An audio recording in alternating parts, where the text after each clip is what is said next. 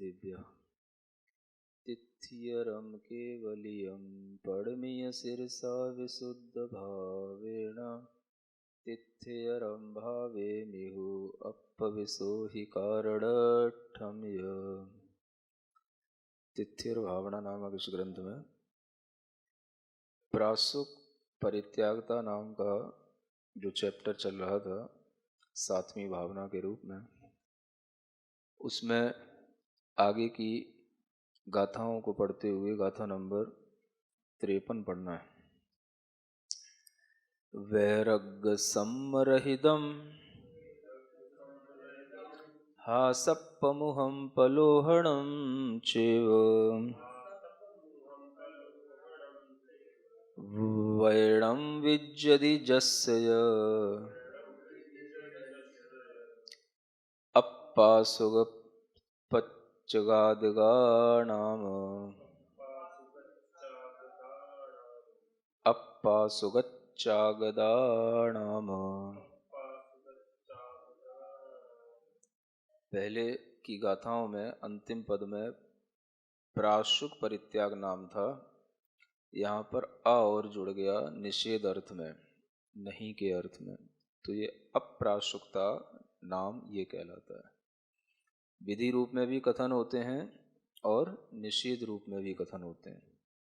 तो विधि रूप में कथन करने के बाद अब यहाँ पर निषेध रूप कथन करते हुए कहते हैं कि इसका नाम प्राशुक परित्यागता नहीं है, ये अप्राशुक परित्यागता कहलाती है। क्या? वैरग्य सम्मरहिदम हासप्पमुहं पलोहणम चैव वैणम, ये सब वचनों के विशेषण हैं। वचनों की ही मुख्यता इस प्राशुक परित्यागता के इस भावना में है, ये हम सभी पिछली गाथाओं से समझ चुके हैं। तो वो वचनों पर ही यहाँ पर जोर देते हुए ये जानना आवश्यक है कि वचन कैसे होने चाहिए, तब वो प्रासुक वचन कहलाते हैं।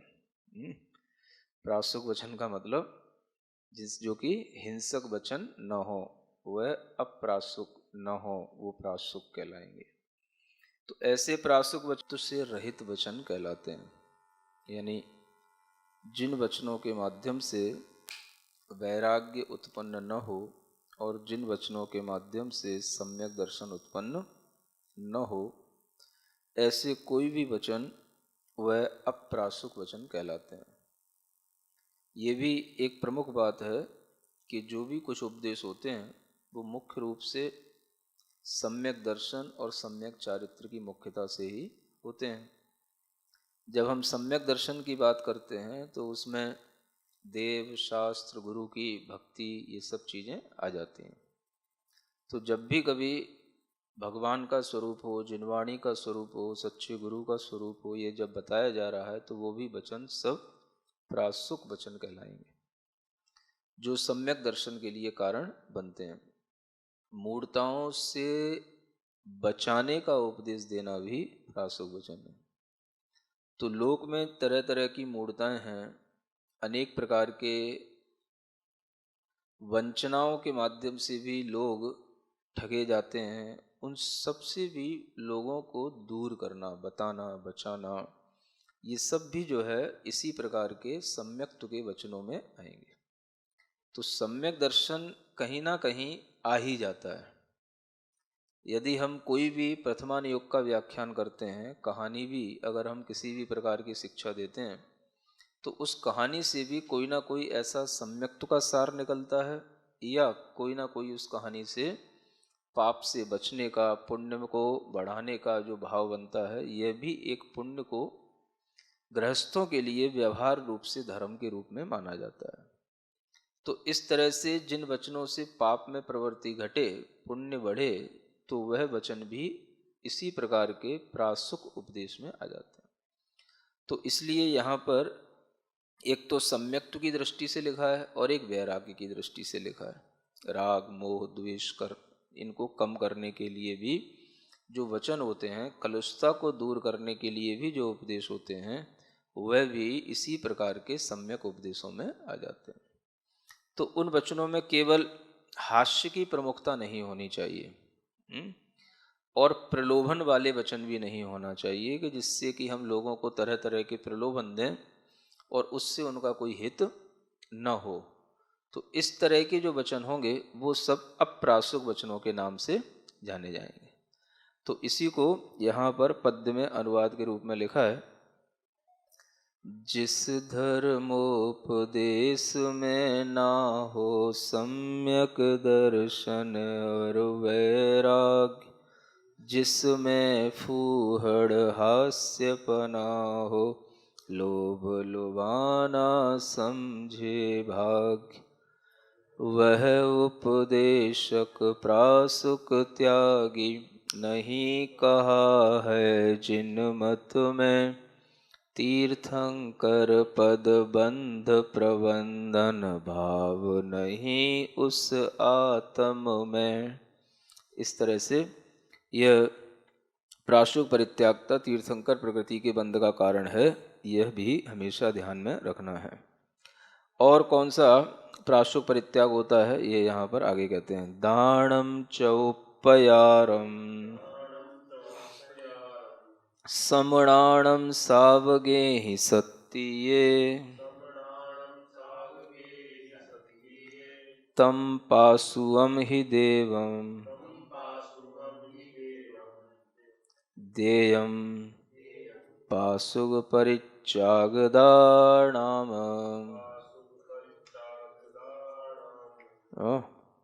ये दानम चौपयारम समणाणम, श्रमणों के लिए 4 प्रकार का दान, श्रावगे ही माने श्रावकों के द्वारा, सत्तीय माने अपनी आत्मशक्ति के अनुसार जो दिया जाता है, तम पासुगम ही देयम, वह भी प्राशुक ही देने योग्य होता है। यानी दान भी जो हम दें वो प्राशुक ही दें। तो प्राशुक दान का मतलब जिस दान के माध्यम से आरंभ हिंसा आदि कार्य न होते हो, वह दान ही प्राशुक दान कहलाता है। तो जो श्रावक भी ऐसे श्रमणों के लिए जो दान करते हैं, उनके लिए भी ये प्राशुक परित्याग भावना बन जाती है। तो मुख्यता से तो अभी तक जो वर्णन चल रहा था वह श्रमणों की मुख्यता से चल रहा था। श्रावकों के लिए कैसे प्राशुक परित्याग भाव बनेगा, वो दान के माध्यम से बनेगा। तो दान जिन श्रमणों को हम देते हैं उसी तरह का दान का प्रभाव हमारे ऊपर आता है, यह भी इसी प्रकार के एक नियम से सिद्ध होता है। और इसलिए कहा भी गया है कि पात्र को दान देने का फल अलग है और कुपात्रों को दान देने का फल अलग है। पात्रों में भी उत्तम पात्र होते हैं, मध्यम पात्र होते हैं, जघन्य पात्र होते हैं। इन सब के लिए दान देने का फल अलग अलग होता है ना। वैसे दान का फल मुख्य रूप से भोग भूमि कहा जाता है। उत्तम पात्र को दान देने से उत्तम भोग भूमि, मध्यम पात्र को दान देने से मध्यम भोग भूमि, और जघन्य पात्र को दान देने से जघन्य भोग भूमि, और कुपात्र को दान देने से कुभोग भूमि की प्राप्ति होती है। यह उनके लिए है जो मिथ्या दृष्टि जीव होते हैं। सम्यक दृष्टि जीव जो होते हैं वो अगर पात्र को दान देते हैं तो सभी नियम से स्वर्ग को ही प्राप्त होते हैं, देव ही बनते हैं। तो पात्रों के अनुसार दान का फल फलता है। जिस तरह के पात्रों को हम दान देते हैं हमें उसी तरह के फल की प्राप्ति होती है। इसीलिए ये बात को ध्यान में रखते हुए कि श्रावक अपनी शक्ति से 4 प्रकार का दान दे रहा है तो वह प्राशुक यानी रत्नत्रय को ही प्राशुक कहा गया।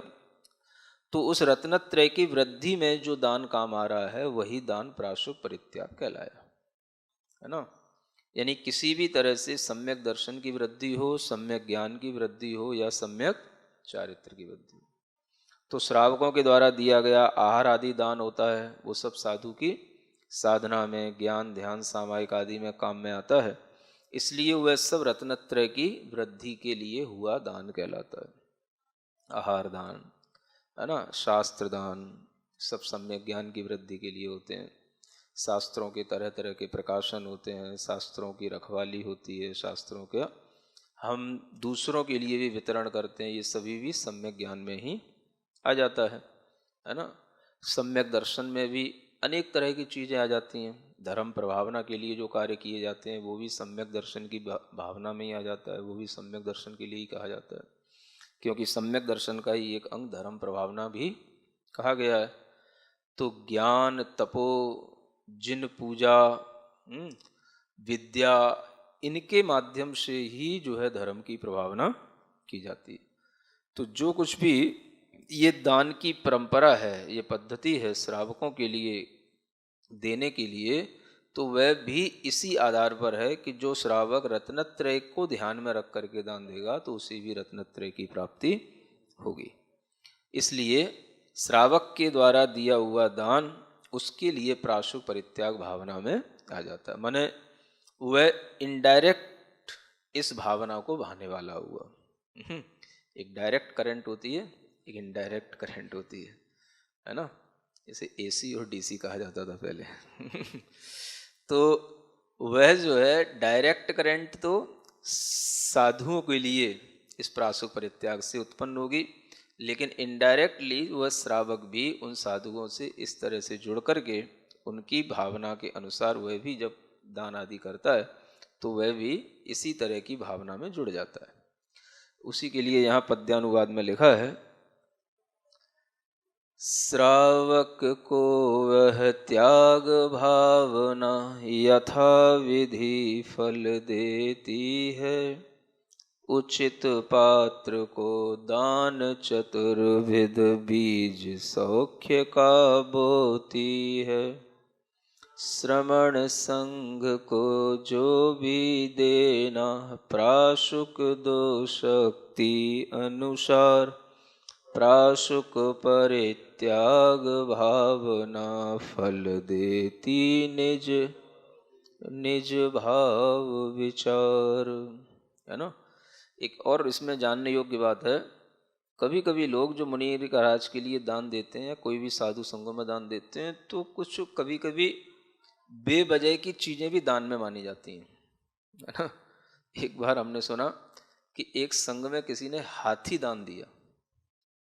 अब हाथी की क्या जरूरत है, उस हाथी को कौन पालेगा, समझ आ रहा ना। तो हाथी, घोड़ा, ये सब चीज़ें दान की नहीं है। आपने कोई किसी भी तरह से संघ में अगर आपने कोई ये पशुओं का दान दिया या कुछ दिया तो ये कोई काम का नहीं है। दान वस्तुतः वही होना चाहिए जो कि हिंसा का कारण न बने और जिसके माध्यम से कुछ रत्नत्रय डायरेक्ट या इनडायरेक्ट जुड़ता हो, है ना। रत्नत्रय की वृद्धि में वो काम आने वाली चीज हो तो ठीक होता है, और वैसे ही जो मन आया वो दान दे दिया तो वो दान नहीं कहलाता, है ना। तो जब हम पुराण वगैरह पढ़ते हैं तो उसमें एक कथन आता है कि अनेक प्रकार के दान जो ये दिए जाते हैं, जैसे सोने का दान, चांदी का दान, ये सब। अब अगर हम किसी धर्म के निमित्त से दे रहे हैं तो अलग बात है, लेकिन वैसे ये जो दान है, ये सभी चीज़ें, कन्या दान, हाथी दान, घोड़ा दान, ये सब जो है ये दान की श्रेणी में नहीं रखे गए। इसलिए दान की परिभाषा जैन दर्शन में अपने आप में अगर हम देखें तो बड़ी, मतलब कहना चाहिए वो धर्म से जुड़ी हुई है ना। तो हर चीज को देने का नाम दान नहीं है, इसलिए अपने यहाँ कन्यादान को दान नहीं माना जाता। लोग ब्लड डोनेट करते हैं उसको भी दान नहीं कहा जाता, कोई भी अपनी बॉडी के पार्ट्स डोनेट करते हैं उसको भी दान नहीं कहा जाता। तो ये सब डोनेट करना तो होता है, लेकिन ये वस्तुतः दान की श्रेणी में नहीं आता। तो दान वह है जिससे कि सामने वाले के रत्नत्रय में वृद्धि होगी, तो वो इनडायरेक्टली तुम्हारे लिए भी रत्नत्रय का कारण बनेगा। माने दान भी धर्म से जुड़ा हुआ है। तो जो दान धर्म से जुड़ा हुआ नहीं होता है वो सब फिर जो है वो संसार की श्रेणी में ही जाता है ना। तो इसलिए जो लोग कई बार पूछते रहते हैं कि ये हमें ब्लड डोनेट करना चाहिए कि नहीं, अपने बॉडी के पार्ट्स या अपनी बॉडी आफ्टर डेथ हमें किसी के लिए डोनेट कर देना चाहिए कि नहीं, ये सब चीज़ें भी जो है हमें इसको डोनेट करने के रूप में नहीं लेना चाहिए। ये कोई दान नहीं है ना। कोई चीज़ किसी के काम आएगी अलग बात है, लेकिन दान वही है जिससे कि धर्म की वृद्धि हो। तो धर्म की वृद्धि होनी चाहिए। अब उससे कोई धर्म की वृद्धि किसी की हो ना हो ये कोई मैटर नहीं है।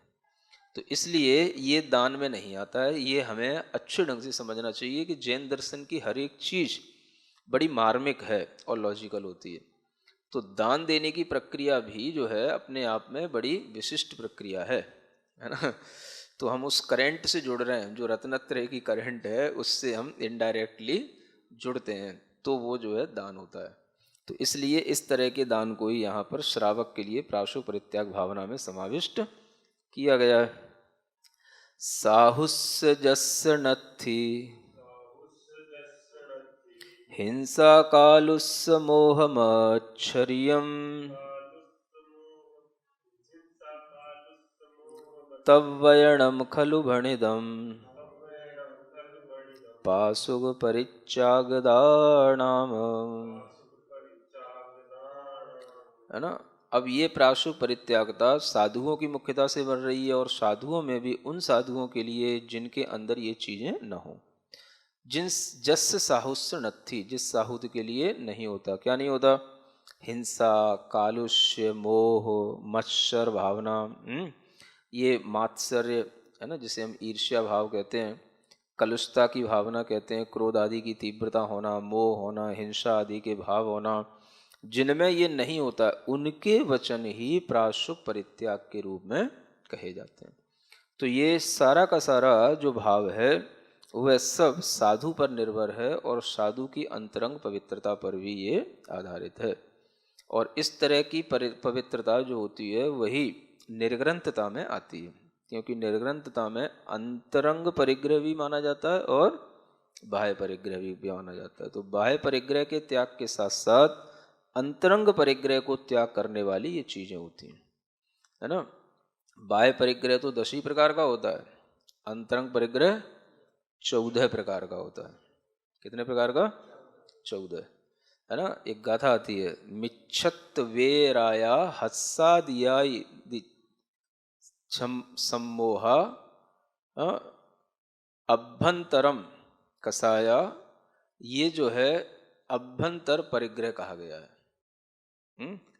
मिच्छत वेराया तयेव हस्सादिया छद्दोसा, माने मिथ्यात्व ये क्या है? अभ्यंतर परिग्रह है। बुद्धि या श्रद्धा उल्टी बना करके रखना, ये अभ्यंतर परिग्रह। वेद राग, यानी 3 प्रकार के जो वेद हैं उनसे संबंधित राग भी जो है ये परिग्रह में आ जाता है ना। स्त्री वेद, पुरुष वेद, नपुंसक वेद, तो ये तीनों वेद ये। हस्सादि आदि 6 दोषा, हास्य आदि 6 दोष, हास्य, रति, अरति, शोक, भय, जुगुप्सा, ऐसा। तो ये कितने हो गए? है ना, है ना। चत्तारी तह कसाया 14 अभ्यंतरम गंथा, ये दूसरी लाइन है। तो 4 कसाएं भी हैं, क्रोध, मान, माया, लोभ।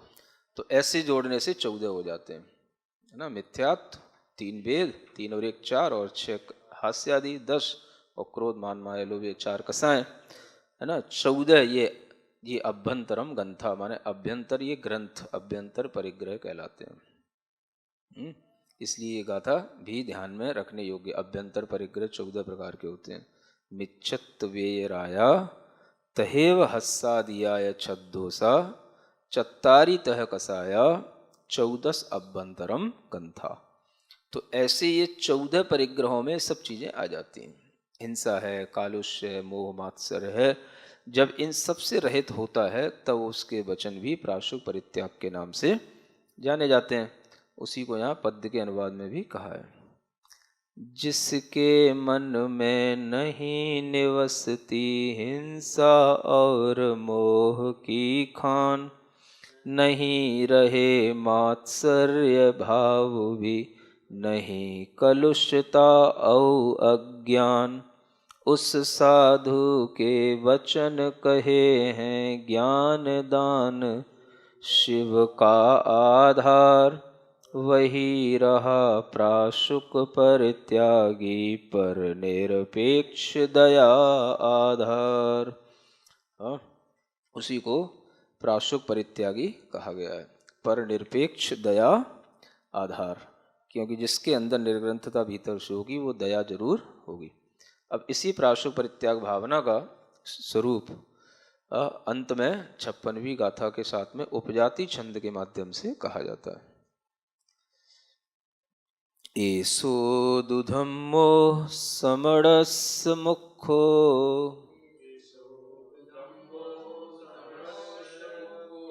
गौणेन पालेदिगिहत्थ धम्मे।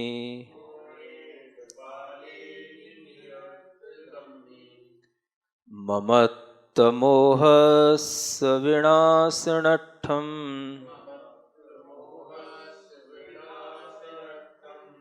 दानं सुदेयं खलु गेण्णिदव्वम्।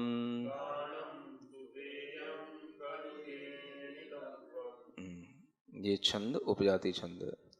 एसो तु धम्मो समणस्य मुख्यो, यानी ये जो प्राश्व परित्यागता नाम का धर्म है, यह श्रवण के लिए ही मुख्य धर्म है।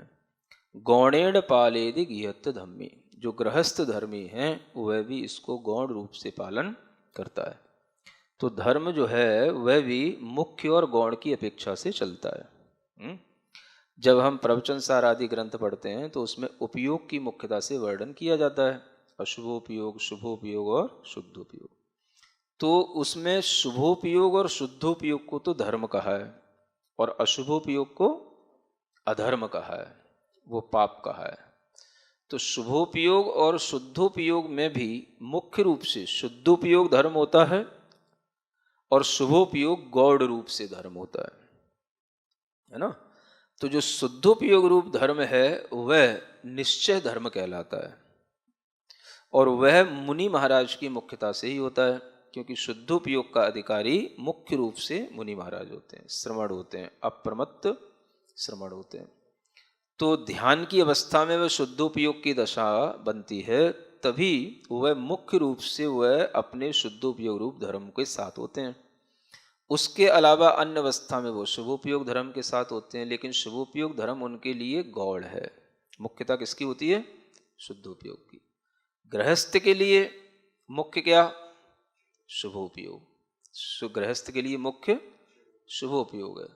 गृहस्थ के लिए मुख्य शुभोपयोग इसलिए है क्योंकि उसने अभी अशुभोपयोग को पूर्णतया छोड़ा नहीं, है ना। शुद्धोपयोग की वह केवल भावना कर पाता है, शुद्धोपयोग में उसकी प्रवृत्ति होती नहीं। तो इसलिए वह गृहस्थ बीच में होने के कारण से उसके लिए शुभोपयोग मुख्य रहता है। तो हमेशा यह ध्यान में रखना चाहिए कि गृहस्थों में शुभोपयोग की मुख्यता होती है और श्रमणों में शुद्धोपयोग की मुख्यता होती है। तो जो गृहस्थ शुभोपयोगी होंगे वह अपने अंदर शुद्धोपयोग तब प्राप्त कर पाते हैं जब वे शुद्धोपयोगी श्रमण के निकट होते हैं। उनकी सेवा, वैयावृत्ति या किसी भी तरह से आहार दान आदि की प्रक्रिया से जुड़ करके उनकी निकटता से भी वह शुद्धोपयोग की भावना कर पाते हैं। तो इसलिए गृहस्थों के लिए यह रत्नत्रयात्मक जो धर्म है वह जो धर्म है वह उनके लिए मुख्य रूप से नहीं बन पाता, क्योंकि उनके लिए रत्नत्रय पूर्णता को प्राप्त होता नहीं है। गृहस्थ कभी भी होगा तो सम्यक दर्शन, सम्यक ज्ञान, एक देश चारित्र का धारी होता है, तो वह रत्नत्रय की पूर्णता नहीं होने के कारण से उसे रत्नत्रय पूरा आता नहीं। तो भेद रत्नत्रय या अभेद रत्नत्रय, ये दोनों ही प्रकार के रत्नत्रय मुनि महाराज में होते हैं। अभेद रत्नत्रय धर्म रूप जो है वो शुद्धोपयोग के साथ होता है, वह निश्चय रूप धर्म है। और भेद रत्नत्रय शुभोपयोग के साथ होता है, यह भेद रूप धर्म होता है। तो इस तरह से यह भेद अभेद रत्नत्रय का पालन भी मुनि महाराज ही करते हैं और शुभोपयोग में अपना उपयोग लगा करके वह शुद्धोपयोगी श्रवण के निकट आने पर वह भी श्रावक शुद्धोपयोग की भावना करता है, रत्नत्रय की भावना करता है, लेकिन उसके पास में रत्नत्रय पूर्ण नहीं होने से वह भेद अभेद किसी भी प्रकार के रत्नत्रय का अधिकारी नहीं होता। तो इसलिए ये ध्यान में रख करके कि गृहस्थ जो धर्मी है वह गौण रूप से इस धर्म का पालन करता है। क्योंकि मुख्य रूप से तो ये धर्म प्राशु परित्याग वाला मुनि महाराज के लिए हो गया, तो इसलिए यह धर्म जो है वह देने रूप है और देने से क्या होता है? ममत्व मोहस्य विनाशनट्ठम। ममत्व और मोह का विनाश करने के लिए हमें दान भी देना चाहिए, है ना। और गेंडी दब्बम, और उस दान को ग्रहण भी करना चाहिए, है ना। मतलब दान जो है वो ममत्व का नाश करने के लिए होता है। तो श्रावक जब अपना धन का दान करता है, अपना किसी भी तरह का कोई भी परिग्रह का त्याग करता है, तो वह अपने ममत्व को दूर करने के लिए करता है, मोह को दूर करने के लिए करता है। तो ममत्व और मोह का नाश करने के लिए दिया जाता है ना। और जो लिया जाता है वो भी ममत्व और मोह का नाश करने के लिए ही लिया जाता है। तो इसलिए श्रावक का दिया हुआ सब कुछ मुनि महाराज नहीं ले सकते हैं, क्योंकि श्रावक के पास में जो चीजें होती हैं वो ममत्व और मोह को बढ़ाने वाली होती हैं। अब वो अपना मोह कम कर रहा है और मुनि महाराज ने उसको ले लिया, तो वो उनके मोह का कारण बन गया, तो क्या होगा, है ना। तो मान लो श्रावक के पास में सोना है, चांदी है, अब महाराज हमें त्याग करना है, तो कहाँ करें, हमारे पास रख दो है ना। तो फिर जिससे उसने मोह का त्याग किया उससे तुमको मोह हो जाएगा, तो वो तुम्हारे लिए ग्रहण करने योग्य नहीं है, सोना और चांदी, है ना, रुपया पैसा ये सब चीजें। इसलिए वो अपने ममत्व मोह का नाश करने के लिए वो उसका किसी और को और तरीके से वो उसको दान देगा जिसके लिए उसका उपयोग होगा। तो इसलिए दान का भी उद्देश्य और ग्रहण करने का भी उद्देश्य दोनों यही है। तो ग्रहण भी वही चीज की जाती है जिससे कि हिंसा न बढ़े, ममत्व मोह न बढ़े। तो गृहस्थ ने दे दिया, गृहस्थ ने तो बहुत कुछ दे सकता है ना। अब गृहस्थ ने कुछ भी दे दिया, अच्छे से अच्छा कोई चीज जो तुम्हारे काम में आ रही है, आ सकती है, लेकिन वो तुम्हारे लिए ममत्व मोह उत्पन्न करने वाली है, आवश्यक नहीं है। तो गृहस्थ ने दे दिया इसलिए रख लिया, ये वृत्ति साधु की नहीं होती है ना। जो उपयोगी होता है साधु सिर्फ उतना ही रखता है, और उपयोगिता जबरदस्ती बढ़ाई नहीं जाती है। अब कोई जैसे पिच्छी है, तो अब पिच्छी में कोई कहे महाराज हम तो सोना लगवा देते हैं आपकी पिच्छी में तो सोने की क्या जरूरत है, पिच्छी में सोने का क्या लेना देना है, क्या कर लेंगे सोने में, पिच्छी तो पिच्छी की तरह ही होनी चाहिए, कमंडल कमंडलू की तरह ही होने चाहिए।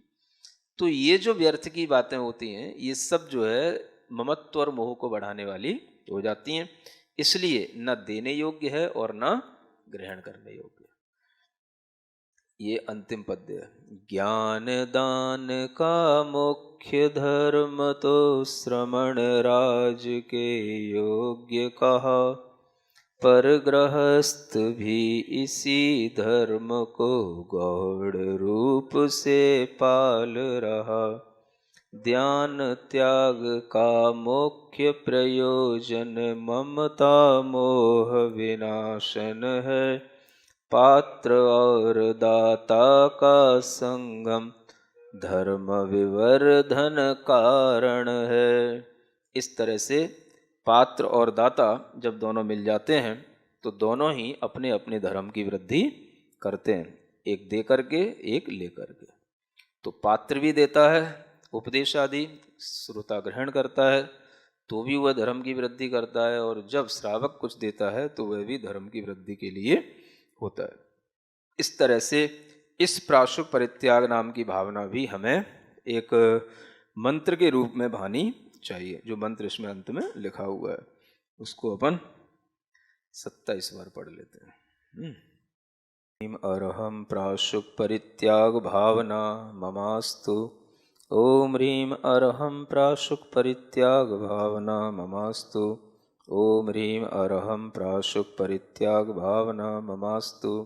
ओम ह्रीम अरहम प्राशुक परित्याग भावना ममास्तु। ओम ह्रीम अरहम प्राशुक परित्याग भावना ममास्तु। ओम ह्रीम अरहम प्राशुक परित्याग भावना ममास्तु। ओम ह्रीम अरहम प्राशुक परित्याग भावना ममास्तु। ओम ह्रीम अरहम प्राशुक परित्याग भावना ममास्तु। ओम ह्रीम अरहम प्राशुक परित्याग भावना ममास्तु। ओम ह्रीम अरहम प्राशुक परित्याग भावना ममास्तु। ओम ह्रीम अरहम प्राशुक परित्याग भावना ममास्तु। ओम ह्रीम अरहम प्राशुक परित्याग भावना ममास्तु। ओम ह्रीम अरहम प्राशुक परित्याग भावना ममास्तु। ओम ह्रीम अरहम प्राशुक परित्याग भावना ममास्तु। ओम ह्रीम अरहम प्राशुक परित्याग भावना ममास्तु। ओम ह्रीम अरहम प्राशुक परित्याग भावना ममास्तु। ओम ह्रीम अरहम प्राशुक परित्याग भावना ममास्तु। ओम ह्रीम अरहम प्राशुक परित्याग भावना ममास्तु। ओम ह्रीं अरहं प्राशुक परित्याग भावना ममास्तु। ओम ह्रीं अरहं प्राशुक परित्याग भावना ममास्तु। ओम ह्रीं अरहं प्राशुक परित्याग भावना ममास्तु। ओम ह्रीं अरहं प्राशुक परित्याग भावना ममास्तु। ओम ह्रीं अरहं प्राशुक परित्याग भावना ममास्तु। ओम ह्रीं अरहं प्राशुक परित्याग भावना ममास्तु। ओम ह्रीं अरहं प्राशुक परित्याग भावना ममास्तु। ओम ह्रीं अरहं प्राशुक परित्याग भावना ममास्तु। ओम ह्रीं अरहं प्राशुक परित्याग भावना ममास्तु।